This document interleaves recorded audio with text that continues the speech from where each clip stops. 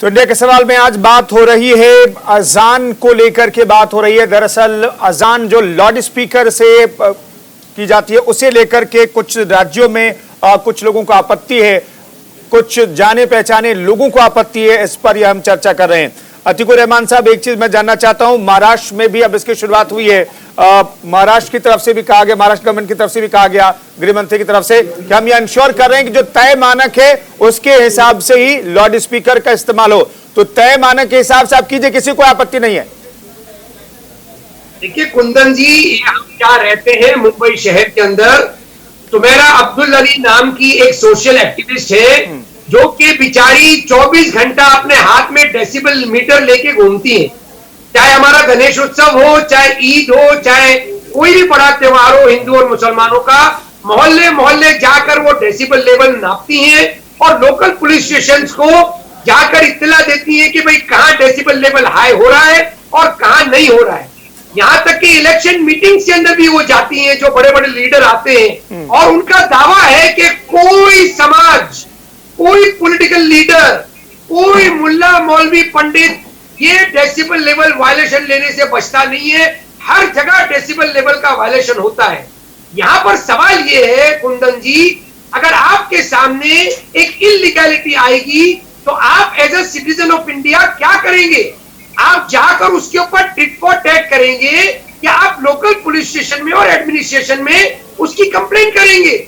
मैं आपका ध्यान दिलाना चाह रहा हूं आपके दर्शकों का, जो फ्रिंज एलिमेंट्स है, जो सो कॉल्ड फ्रिंज एलिमेंट्स हैं दोनों तरफ से, वो कानून को अपने हाथ में क्यों लेते हैं?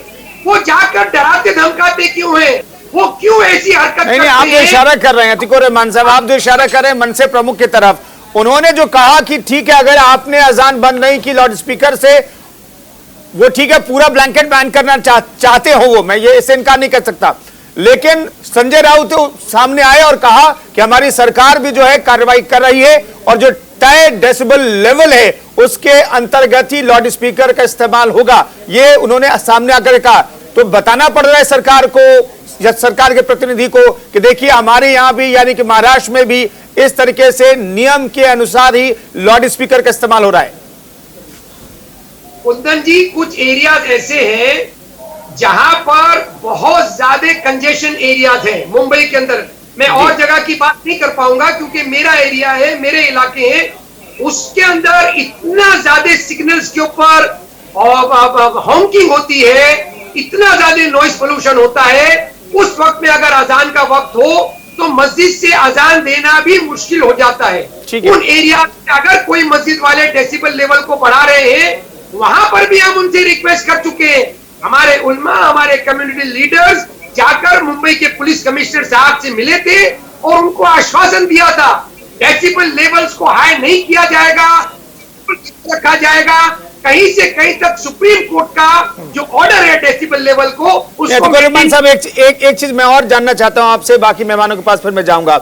अतीकुर रहमान साहब, ये कहा जा रहा है, कुछ लोगों ने मुझे बताया कि इस्लाम में माफ कीजिएगा, इस्लाम में लाउड स्पीकर से अजान की जरूरत नहीं है, इस्लाम में इसका जिक्र नहीं है, लाउड स्पीकर से अजान की जरूरत नहीं है, सिर्फ उसका इस्तेमाल इसलिए किया जाता है कि लोगों को बता सके कि देखिए अब ये जो है नमाज का वक्त हो गया है, आइए इकट्ठा होइए और नमाज पढ़िए, सिर्फ ये है। और इसलिए कुछ लोग कह रहे हैं कि अब इसकी जरूरत नहीं, क्योंकि दुनिया बदल गई है, टेक्नोलॉजी बहुत सारी आ गई है, अब लाउड स्पीकर से लोगों को बताने की जरूरत नहीं है।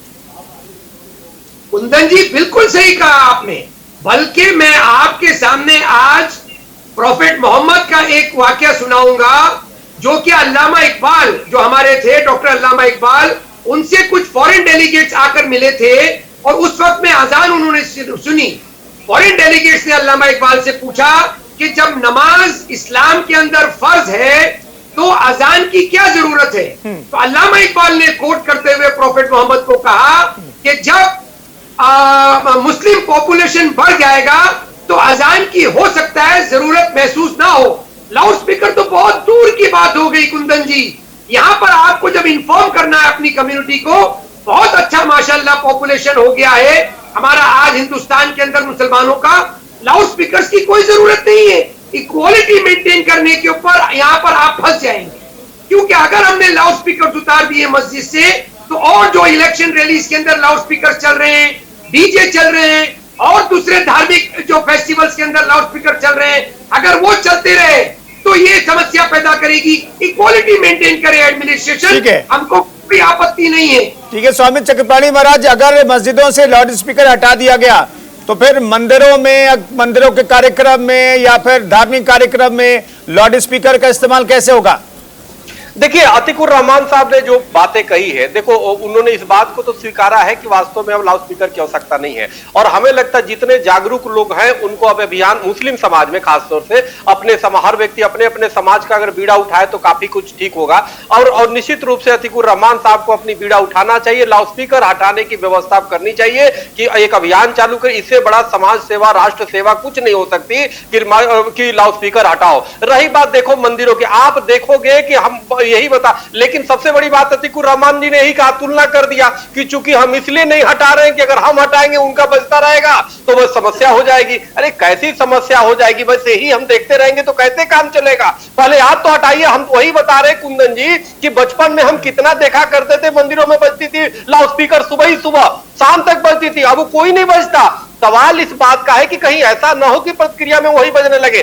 देखो सनातन धर्म में परमात्मा, सुन लीजिए, बीच में मैं नहीं बोल रहा था, तो अतीकुर रहमान जी, परमात्मा को प्राप्ति के 3 माध्यम बताए गए हैं, ज्ञान, भक्ति और वैराग्य। तो ये जो हमारे यहाँ तो भजन की परंपरा है, हमारे यहाँ तो हनुमान चालीसा हो सकता है, हमारे यहाँ भजन हो सकता है, क्योंकि परमात्मा की प्राप्ति करने का वो माध्यम है भजन। आपके यहाँ तो भजन नहीं हो सकता, आपके यहाँ तो भजन की कोई व्यवस्था नहीं है। तो जब नहीं है तो फिर लाउड स्पीकर की क्या हो सकता है? आपके यहाँ कोई व्यवस्था नहीं है भजन की, फिर भी आप उससे अजान करते हैं और लोगों को, मरीजों को, छात्रों को परेशानी में डालते हैं। हमारे यहाँ है, लेकिन फिर भी समाज के शिकायत या कंप्लेन से लोग अपने अपने विड्रा कर लेते हैं, स्वयं अपने अपने स्थानों पे भजन कर लेते हैं। तो कहीं ना कहीं आपको आगे बढ़ना पड़ेगा, अगर नहीं तो पूरा विश्व देख रहा है कि इस जाहिलियत से हम पूरा देश बदनाम होगा, पूरी परेशान होगा। प्रतिक्रिया होगी, थोड़ा आप आगे बढ़ोगे, 4 कदम वो बढ़ेंगे, फिर 6 कदम आप, आपस में लड़ मर जाएंगे। तो ये ठीक नहीं है। आपने डिस्कशन की शुरुआत में कहा कि बांटने वाली चीजें हो रही है, बांटने वाली सियासत हो रही है। तो ये जो मुद्दा अजान का, और अजान किस डेसिबल में, कितने डेसिबल में हो या ना हो, ये बातें उठाई जाती है, क्या ये बांटने की सियासत लगती है आपको सर? कुंदन जी मुझसे पूछा? नहीं, मैंने तायरा जी से पूछा। हाँ, मुझे तो बांटने की लग रही है। भाई क्या जरूरत है, आप ये बताइए, मुझे कंप्लीट कर लेने दीजिए। इस सबसे बड़े लोकतंत्र में जो संविधान से चल रहा है, वहां पे ठीक है कम्युनिटी के लोग रिफॉर्म करें अपने अंदर। अगर रिफॉर्म में टाइम लग रहा है, नहीं हो रहा, जनता को प्रॉब्लम हो रही है उससे, तो स्टेट एक्शन लेगा। कानून के ऊपर कोई नहीं है, देखिए संविधान से ऊपर कोई नहीं है, और संविधान सबके लिए बराबर है। और मुझे लगता है आपको यह भी पता होगा कि लोकतंत्र समता और समानता के साथ, मैं फिर रिपीट कर रही हूं, फलता फूलता और आगे बढ़ता है। समझे आप? इंस्टीट्यूशन कितने लोकतांत्रिक हैं आम आदमी के हित में, यह बताता है कि लोकतंत्र कितना मजबूत है। देखिए, लोकतंत्र की बात कीजिए, संविधान की बात कीजिए, यह देश इस्लामित्व या हिंदुत्व से नहीं चलता। कल्चर यहाँ का जो है वो हमारा अपना है। क्या आपको ये पता नहीं कि देवा शरीफ में, लखनऊ के पास है, वहां बसंत पंचमी इतनी जबरदस्त खेली गई, इतना होली खेली जाती है। ये हमारे सूफी संतों ने प्यार मोहब्बत की डोर बांधी है। अभी प्रधानमंत्री ने क्या कहा? भाई प्रधानमंत्री को मानते हैं देश के कि नहीं मानते? उन्होंने कहा कि रमजान में आप अफ्तार पार्टी कीजिए, सबकी इज्जत करिए। तो ऐसे मुसलमान, मैं साफ नाम लेके कह रही हूं, और ऐसे चाहे वो हिंदू हो कोई हो, जो डिवीजन की बात करें, जो दोनों तरफ बात करें, मुसलमान मैं कह रही हूं, मैं साफ साफ कह रही हूं बिना डरे, जो दलाली करें, इधर की बात खड़े होकर करें, फायदा उठाने के लिए उधर की बात करें, उनको प्रधानमंत्री भी समझते हैं कि वो हमारे अपने फायदे के लिए हमारी तरफ है। यही तो जाएंगे पावर के साथ, उठते सूरज के साथ, घटते बढ़ते, तो उनकी बात ना करिए, देश हित की बात कीजिए, ठीक है, इंसानियत की बात कीजिए। इंसानियत की जो बात करेगा, यही जानना चाहता हूं, जो समझे ताहिरा हसन कह रही है कि भाई जो नियम कायदे कानून है, लोगों को दिक्कत हो रही है, तो सरकार इस पर फैसला लेगी। चाहे महाराष्ट्र की सरकार की बात हो या फिर कर्नाटक की सरकार की बात हो, वही तो सरकारें कर रही हैं। वो सुनिश्चित करने की कोशिश कर रही है, इंश्योर करने की कोशिश कर रही है कि जो नियम है उसके तहत ही अजान हो। उसमें जो ऑब्जेक्शन करे एक्शन लीजिए।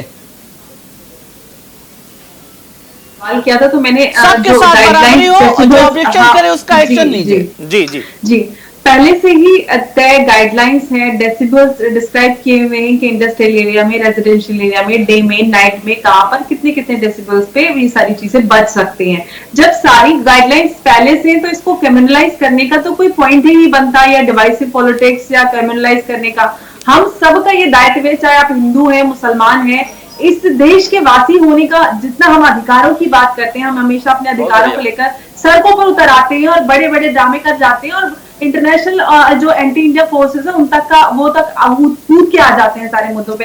तो क्या हम अपनी जिम्मेदारियां निभाना क्यों भूल जाते हैं? जो हमें कानून फॉलो करने हैं, जो गाइडलाइंस हमें फॉलो करनी है, वो क्यों भूल जाते हैं? अधिकार तो हमें बड़े याद रहते हैं, लेकिन जो जिम्मेदारियां हमें निभानी है वो हमें किसी को याद नहीं रहती। तो जिम्मेदारी निभाएं, और ये जो नॉइज पोल्यूशन को लेकर जो भी डेसिबल्स है, इसको लेकर जितना भी हो सके एक्सटेंसिव अवेयरनेस होनी चाहिए कि भाई आप चाहे कोई भी हो, मस्जिद हो, मंदिर हो, गुरुद्वारा हो, शादी बियाह बारात हो, दिन रात हो, आपको फॉलो करना पड़ेगा। पोल्यूशन एक बहुत सीरियस इशू है और उस पे हम सबको जिम्मेदारी के साथ एक्ट करना पड़ेगा।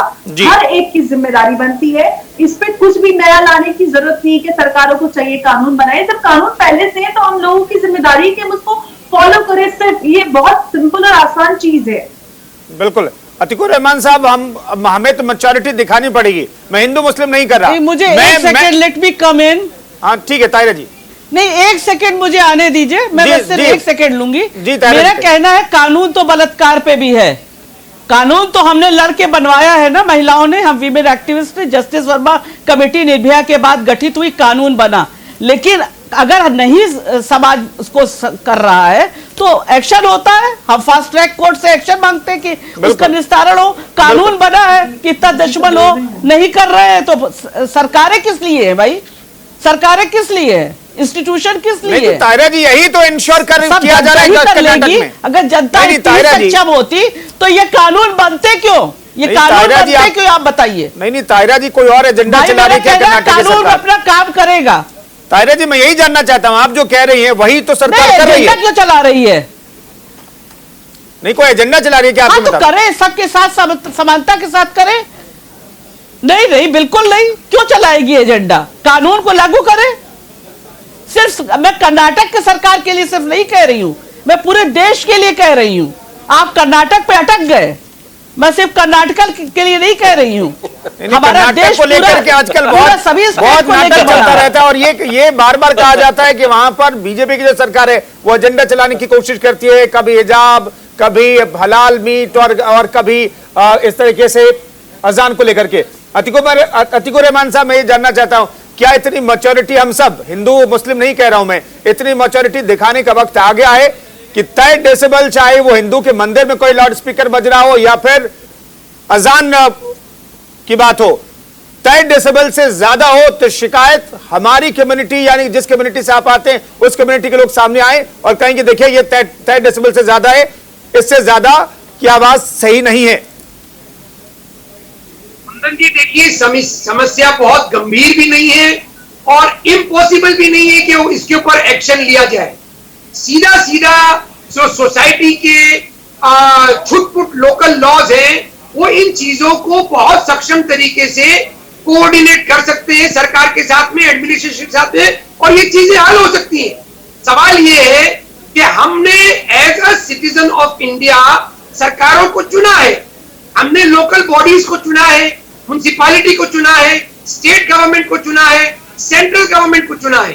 चक्रपाणी जी महाराज मुझे ये कह रहे हैं कि मैं बेड़ा उठाऊं, तो यहां पर देखिए समस्या क्या आती है कुंदन जी, कि मैं अगर किसी पॉलिटिकल पार्टी से, जो कि मैं नहीं हूं किसी पॉलिटिकल पार्टी से एफिलिएटेड, लेकिन अगर मैं या चक्रपाणी जी महाराज किसी पॉलिटिकल एफिलिएशन कर रखते हैं और वो जब एक बेड़ा उठाने की कोशिश करते हैं और उंगली उठाते हैं एक तरफ, तो इनके ऊपर 4 उंगली उठती है कि भाई आप क्या कर रहे हो, आपका ये पॉलिटिकल एजेंडा है।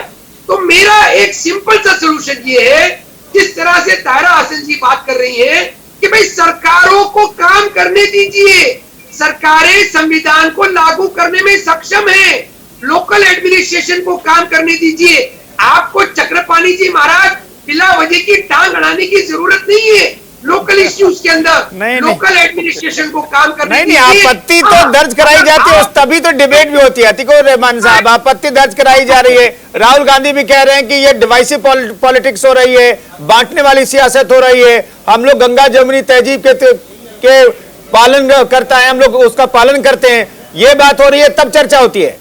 और तब चक्रपाणी महाराज सामने आते हैं, कहते हैं कि हाँ भाई जो तय डेसिबल है उसके हिसाब से ही अजान होनी चाहिए। कुंदन जी देखिए ऐसा है, अतीकुर रहमान जी बड़े विद्वान हैं। चक्रपाणी महाराज तो कह रहे हैं ठीक है, हम लोग के साथ ही बात कर रहे हैं, इसमें कोई दो राय नहीं है। लेकिन चूंकि चक्रपाणी महाराज भी हम ही लोग की बात कह रहे हैं। मुंबई में चूंकि गर्मी ज्यादा है, इसलिए हनुमान चालीसा के बाद की लस्सी दिखाई दे रही है अतीकुर रहमान से। मैं तो उनको भी आमंत्रित करता हूं, मेरे यहाँ आइए, आपको ठंडाई और लस्सी पिलाता हूं। लेकिन इसके लिए हम सबको मिलकर के एक साथ होकर के लड़ाई लड़नी पड़ेगी, क्योंकि देखो वास्तव में बहुत बड़ी समस्या अभी दिखा नहीं तो आने वाले कल में हम लोग क्या किसको जवाब देंगे? आने वाले बच्चे जब आपस में लड़ेंगे हम लोग क्या छोड़ के जाएंगे? अंबर जैदी जी वही कह रही है, हमारी सामाजिक कार्यकर्ता जो ताहिरा हसन बहन बैठी है वो भी वही बात कर रही है। देखो एक चिंता का विषय है, हिंदू मुसलमान को हम न देखे तो हमें चाहते हैं कि हम अगर जो अपनी अपनी पहल करें तो हम बहुत हो करेंगे, वरना देश दुनिया में हंसी के पात्र जो बनेंगे वो अलग बनेंगे, और यहाँ जो समस्या लोगों की होगी वो तो होगी ही। तो इसलिए हम बड़ी जिम्मेदारी के साथ कहना चाहते हैं कि इसको हिंदू मुस्लिम में ना देख करके एक सामाजिक समस्या के रूप में देखा जाए, राष्ट्रीय समस्या के रूप में देख करके इसका निराकरण की प्रयास किया जाए। और हम सही हैं कि आप सही हैं, इस पे मैं बिल्कुल नहीं जाता। हम ये जानते हैं कि क्या सही है, जो सही है देश के लिए, समाज के लिए, उसी पे कदम उठाया जाए, उसी पे आगे बढ़ा जाए और सरकार पे दबाव बनाया जाए। सरकार उसके बाद तो करना ही करना है, और इसमें किसी की राजनीति करने की आवश्यकता नहीं। बिल्कुल। अंबर जैदी, क्या यही मैच्योरिटी दिखाने की जरूरत है? जी बिल्कुल, हम सब पे कानून बराबर लागू होता है, उसका अधिकार भी और जिम्मेदारियां भी, तो हम सबको यही मैच्योरिटी दिखाने की जरूरत है और ना ही इसको कम्युनलाइज करें, और जो गाइडलाइंस है नॉइज पोल्यूशन को लेकर उसको फॉलो करें। चाहे हम कोई धार्मिक कोई इस तरह की कोई एक्टिविटी है, या फिर हम जिस तरह के शादी ब्याहों में या फिर और बहुत सारे फंक्शंस में हम इस तरह की चीजें देखते हैं, तो हर जगह जो डेसिबल्स लागू हैं, तय मानक है, उसी के को हम फॉलो करें तो उसमें कोई भी समस्या नहीं आएगी। अतीकुर रहमान साहब, हमारे दर्शकों को ये भी बता दीजिए, क्योंकि ये भी कहा, अनुराधा पौडवाल की भी बात हमने सुनाई, उन्होंने भी कहा कि देखिए हम गल्फ कंट्री में गए, मुस्लिम देशों में जाते हैं, लेकिन वहां पर अजान जैसी कोई चीज नहीं है, लाउड स्पीकर से अजान जैसी कोई चीज नहीं है। तो ऐसे कितने देश हैं, मुस्लिम देश हैं, जहां पर अजान लाउड स्पीकर से की व्यवस्था नहीं है? जरा हमारे दर्शकों का ज्ञानवर्धन भी कर दीजिए, फिर चर्चा आगे बढ़ाएंगे। बड़ी अच्छी बात है कि जो भी मुल्कों के अंदर, चाहे वो सऊदी अरेबिया हो, चाहे इंडोनेशिया, मलेशिया, आप यूएई को कह लीजिए, दुबई कह लीजिए, जहां पर ये दावा किया जा रहा है कि भाई वहां पर अजान लाउड स्पीकर पे नहीं होती है, तो मैं इसके जवाब में इतना ही कहना चाहूंगा कि जो अच्छी बातें दूसरे मुल्कों की है वो अपनाइए ना। वहां पर, वहां के मॉल्स के अंदर, मार्केट के अंदर पोक भी बिकता है, हलाल मीट भी बिकता है, सब कुछ बिकता है, बीफ भी बिकता है, आप भी बेचिए। आखिर हमने मार्केट ओपन की, हम 5 ट्रिलियन इकोनॉमी का दावा कर रहे हैं हम, तो क्या बीफ बैन से 5 ट्रिलियन इकोनॉमी बनेगी? पोक को बैन करेंगे आप, शराब खाने बंद करेंगे, 5 ट्रिलियन इकोनॉमी जब बन सकती है जब आप दुबई को फॉलो करें, वहां के मार्केट के अंदर। अतीकुर रहमान साहब, एक अच्छी चीज तो अडॉप्ट कर लीजिए पहले, ठीक है, बाकी चीज पर तो हम चर्चा कर लेंगे। $5 ट्रिलियन की इकोनॉमी बनाने की जो बात कही जाती है उस पर तो हम कर लेंगे, लेकिन एक अच्छी चीज तो अडॉप्ट कर लीजिए जिसकी चर्चा हो रही है आज। हाँ तो कहिए ना। आप जरूरत से ज्यादा इतना विद्वान है कि वो कंफ्यूज हो जाते हैं कि आखिर करना क्या है। समस्या यही है।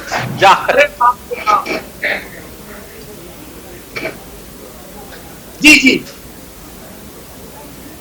ताहिरा जी, क्या हमें सीखने की जरूरत है? ठीक है, मैं सिर्फ ये नहीं कह रहा कि भाई मुस्लिमों को अजान बंदी कर देनी चाहिए लाउड स्पीकर से, लेकिन मैं ये जानना चाहता हूं कि अगर ऐसी व्यवस्था है कि बिना लाउड स्पीकर से अजान के धर्म का हम पालन कर सकते हैं बहुत ईजिली तरीके से, 5 वक्त की नमाज के लिए लोगों को हम दूसरे तरीके से बता सकते हैं कि ये देखिए नमाज का वक्त हो गया है, तो क्या लाउड स्पीकर की व्यवस्था हटाई जा सकती है? मैं सिर्फ एक जनरिक सवाल पूछ रहा हूं, क्योंकि बहुत सारे ऐसे लोग हैं जो कहते हैं कि भाई अजान को बंद कर देना चाहिए, ब्लैंकेट बैन कर देना चाहिए। हालांकि मैं इसका पक्षधर नहीं हूं, लेकिन फिर भी एक सवाल पूछ रहा हूं मैं आपसे। नहीं देखिए, बिल्कुल मैं कहती हूँ कि कानून, भाई अजान होगी बिना लाउड स्पीकर की देंगे, नमाज पढ़ेंगे, ये जो धर्म का आस्था का हिस्सा है वो करेंगे। बंद कर दिया जाए सबके लिए loud speaker. Noise pollution is a problem for the country, समझे आप? तो सबके लिए बंद कर दिया जाए, कानून से ऊपर कोई नहीं। मैं फिर दोहरा रही हूं, लेकिन फिर मैं कह रही हूं कानून समता और समानता के साथ लोकतंत्र फलता फूलता है। आपको इक्वालिटी के साथ सब कर दीजिए, और देश कानून से चलता है, सबको बराबरी के साथ आप करिए। किसने मना किया? बिना लाउड स्पीकर के आप कहिए कि लाउड स्पीकर के बगैर होगी अजान, और कहीं भी लाउड स्पीकर नहीं लगेगा। शादियों में भी आप लोग उससे कीजिए, खामोशी से कीजिए अपना काम, खुशी मनाइए, कायदे से बनाइए, पोल्यूशन नहीं करिए, फैलाइए नॉइज पोल्यूशन। इसको कहने में, गाइडलाइन देने में सरकार दे और उसको फॉलो कराए। स्वामी नहीं, स्वामी चक्रपाणी महाराज से मैं एक सवाल ले लूं, फिर अतिकुर रहमान साहब मैं आपके पास आता हूं। स्वामी चक्रपाणी महाराज, क्या हम इसके लिए तैयार हैं कि अगर मस्जिदों से लाउड स्पीकर हटा लिए जाते हैं तो मंदिरों में जो लाउड स्पीकर लगाए जाते हैं, ये लगते हैं, या वहां से अगर आरती होती है या चालीसा का पाठ किया जाता है, तो उसे भी आगे बढ़कर के हमें कहना पड़ेगा कि देखिए अगर मुस्लिमों ने लाउड स्पीकर हटा दिया तो हमें भी लाउड स्पीकर हटाना पड़ेगा। क्या ये संभव है? देखिए ऐसा है, मैं आपको पुनः एक बार बता रहा हूँ, फिर वही बात घूम करके आगे। अतीकुर रहमान जी आज अगर एक मस्जिद पे चले जाए, जी लाउड स्पीकर हटा दो, मुसलमान डंडा लेके दौड़ा लेंगे इनको। हम मंदिर पे चले जाए, हमें हिंदू दौड़ा।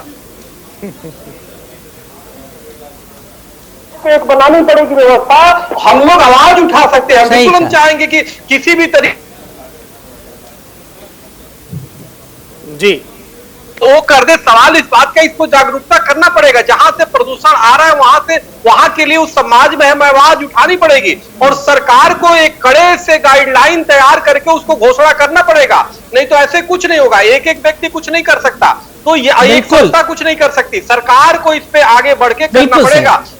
तो इसलिए ये जरूरी है कि सरकार भी इस जिम्मेदारी को समझे, आपस में लड़ने के लिए ना छोड़े, वो व्यवस्था। ठीक है, अमर जी कुछ ऐड ऑन करना चाह रहे हैं, लेकिन अतिकुर रहमान साहब आप सबसे पहले। बिल्कुल सही जी, ये जो लाउड स्पीकर है ना, ये हवा, इसको पब्लिक एड्रेस सिस्टम कहा जाता है। मैं कहूंगा जिस दिन हम लोग समझ लेंगे कि ये पब्लिक न्यूसेंस सिस्टम है, सब प्रॉब्लम सॉल्व हो जाएगा। और चक्रपाणी जी महाराज, आप वोट डालिए, आप अच्छी सरकार चुनिए और आराम से चैन की नींद सो जाइए, कोई समस्या नहीं होगी। सरकार अपना काम करेगी, तो अच्छी होती है, सरकारें तो अच्छी होती है, लोग अच्छी सरकारें चुनते हैं, लेकिन कुछ लोग उसको दूसरे तरीके से प्रेजेंट करते हैं। अंबर जेठी सरकार तो अपना काम करती है, जो सरकार है। ताहिरा जी भी कह रही है कि देखिए सरकार को अपना काम करने दीजिए, लेकिन सरकार अब नियम कायदे के अनुसार काम कर रही है, तो कहा जाता है कि आप बांटने वाली सियासत कर रहे हैं। ऐसा है क्या? देखिए वही होता है ना कि आप ऐसा करेंगे तो भी सवाल उठेगा, और वैसे भी करेंगे तो सवाल उठेगा। यहाँ पे हम जब कानून की बात करते हैं, हम सब कानून की बात करें, तय डेसिबल्स है, उसी को फॉलो करना चाहिए हम सबको, सरकार को भी वही कानून फॉलो करवाना चाहिए। जब हम बात लाउड स्पीकर की करते हैं तो मैं यहाँ पे एक छोटी सी बात जोड़ना चाहती हूँ। अगर हम मुस्लिम मुल्कों में जाते हैं दूसरे, तो वहां पर एफएम के थ्रू अजान होती है और सब अपने अपने घरों में एफएम से अजान सुनते हैं। तो एक ये अच्छा ऑप्शन है कि हम एफएम के थ्रू जो अपने घर में अजान सुनना चाहते हैं, और आजकल तो फोन में भी एप्स होती हैं जिसमें आप टाइम टू टाइम जो आपका टाइम जोन होता है उसके हिसाब से अजान आ जाती है और आप सुन सकते हैं। जैसे अजान का वक्त होता है, आपके फोन में जो ऐप होती है वो अजान देना शुरू कर देती है। मैं रोक रहा हूं, बहुत बहुत शुक्रिया तमाम मेहमानों का इस चर्चा में शरीक होने के लिए। एक बड़ी खबर अपने दर्शकों को बताना है, पाकिस्तान से जुड़ी हुई इस वक्त की बड़ी खबर है। दरअसल हाफिज सईद से जुड़ी हुई बड़ी खबर है। 31 साल की जेल हुई है, टेरर फंडिंग मामले में ये जेल हुई है। 31 साल की सजा सुनाई गई हाफिज सईद को। एंटी टेरर कोर्ट ने हाफिज सईद को सुनाई है ये सजा। 2 आतंकी मामलों में ये सजा का ऐलान किया गया है। टेरर फंडिंग मामले में हाफिज सईद को 31 साल की सजा सुनाई गई है। इस वक्त की बड़ी खबर हम आपको बता रहे हैं। हाफिज सईद वही जो मुंबई अटैक का गुनहगार है, और इस मामले में हालांकि सजा सुनाई गई है या फिर बाकी के मामले हैं, इसके लिए थोड़ा इंतजार करना पड़ेगा। लेकिन फिलहाल जो जानकारी पाकिस्तान से आ रही है वो ये कि 2 आतंकी घटनाओं में टेरर फंडिंग के मामले में उसे 31 साल की सजा सुनाई गई है। हाफिज सईद को 2 आतंकी मामलों में सजा सुनाई गई है। इस वक्त की बड़ी खबर हम आपको बता रहे हैं, इस वक्त की बड़ी खबर, हाफिज सईद को पाकिस्तान में कोर्ट ने 31 साल की सजा सुनाई है टेरर फंडिंग के मामले में। यानी कि आतंकी घटनाओं की तैयारी के लिए जो फंड की व्यवस्था होती है, वो फंड का इंतजाम करने के लिए हाफिज सईद को दोषी पाया अदालत ने और 31 साल की सजा सुनाई गई है हाफिज सईद को। तो इस वक्त की बड़ी खबर हम आपको बता रहे हैं। हालांकि हाफिज सईद के लिए सरकारें जो है, पाकिस्तान की सरकारें एक शील्ड की तरह काम करती है, प्रोटेक्शन के तौर पर काम करती है, लेकिन कोर्ट ने ये बड़ी कार्रवाई की है, बड़ा ऐलान किया है, 31 साल की सजा हाफिज सईद को सुनाई गई है। इस वक्त की बड़ी खबर आपको बता रहे हैं, लश्कर तैयबा का संस्थापक है ये हाफिज सईद और उसे 31 साल की सजा पाकिस्तान की एक अदालत ने सुनाई है। तो इस वक्त की बड़ी खबर हम आपको बता रहे हैं, लश्कर तैयबा के संस्थापक हाफिज सईद को 31 साल की सजा सुनाई गई है और पाकिस्तान की अदालत ने यह सजा सुनाई है। इस वक्त की बड़ी खबर हम आपको बता रहे हैं, बड़ी खबर हाफिज सईद से जुड़ी हुई है। इस वक्त की बड़ी खबर